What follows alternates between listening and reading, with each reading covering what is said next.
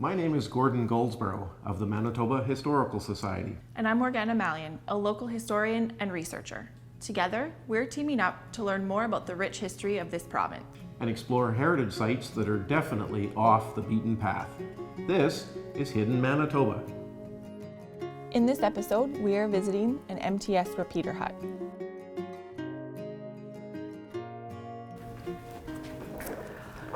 So I'm going to be looking at the telecommunications repeater hut, which is located along Highway number 2 between Holland and Treherne. I had a little more difficulty finding information on the repeater hut than I did with some of the other sites. I found some very basic information on telecom at the time, but more specific data on this particular building required some digging. This building was used to house J carrier repeaters, which were used to boost the signal so that long distance calls could be made. Just looking at an interesting little document here, this is a Manitoba telephone system map of long distance poles. And we can find Holland and Treherne just here. These buildings are noteworthy because despite their small size, their impact on communications in the province was revolutionary. Without repeater huts like this one, communication between rural communities via phone lines would not have been possible. I think this particular building and other buildings like it are very interesting because for those of us that drive by them every day, we don't really even give them a second thought. It's just part of our normal everyday drive. Whereas when these first started popping up, this was very new technology, and this sort of revolutionized the way that people in rural Manitoba could connect with each other. And we just sort of take that for granted every day and don't even give them a second thought.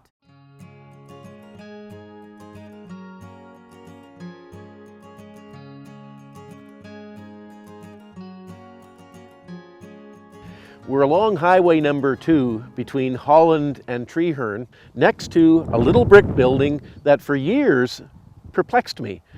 Even as a kid, driving along the highway, I would notice these little buildings sitting in a farmer's field, and I thought, why is there a little brick building sitting in a farmer's field? It was only when I started doing the research that I found out that these are what is called a Type J repeater hut. Now, the idea is that this is a really important part of the provincial communications network. And I suppose today we all take for granted the fact that we can lift our phone, we can call somebody on the other side of the planet, no question. The reality is that not very long ago that sort of thing was completely impossible. You know, you might be able to call your neighbor, you might be able to call to the nearest town, but in terms of calling into Winnipeg or Toronto or London, England, impossible. The idea was that as the telephone signal went along the line, it degraded. And eventually the noise on the line exceeded the signal and you just couldn't hear anything. So what you had to do is every so often you had to boost the signal so that it was above the noise so that you could actually hear your call.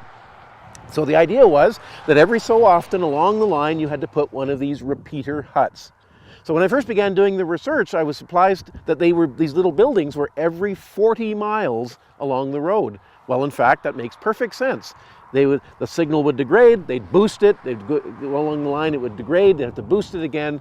And so in effect, then you could make these long distance calls. In a very real way, this little building is a symbol of the beginning of the telecommunications revolution in Manitoba.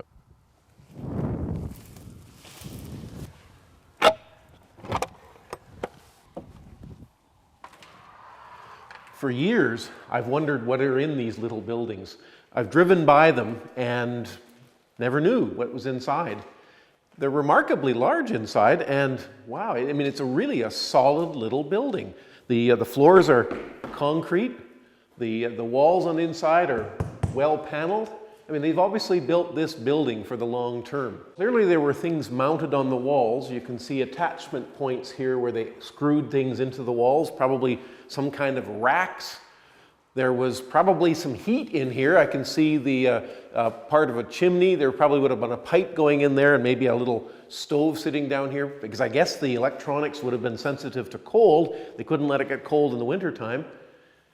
There's it looks like some kind of rad or some kind of grate over here, probably that they keep some of the heat of the summertime down. But of course, this was all in the period before there was a lot of climate control, so I would imagine the temperature in here would have fluctuated quite a lot. The interesting thing, I think, is what happened to this little building after it stopped being used for telecommunications. It appears, just from what we can see inside here, that it became a farmer's granary. We see, of course, on the floor, there's the remains of some of the grain that it was storing. We also see in the ceiling what looks like a fairly irregular cutout hole, which I don't think could have been part of the original building design. I'm inclined to think that's probably where the farmer would have simply poured the grain in through a hole cut through the ceiling so they could fill this little building full of grain.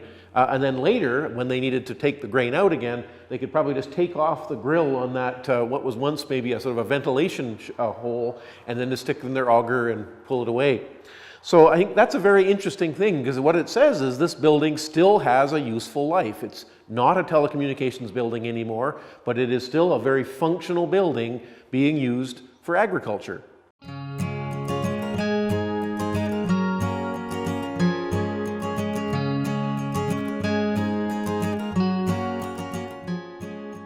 It's hard to believe that this inconspicuous little building is so important to the telecommunications history of Manitoba.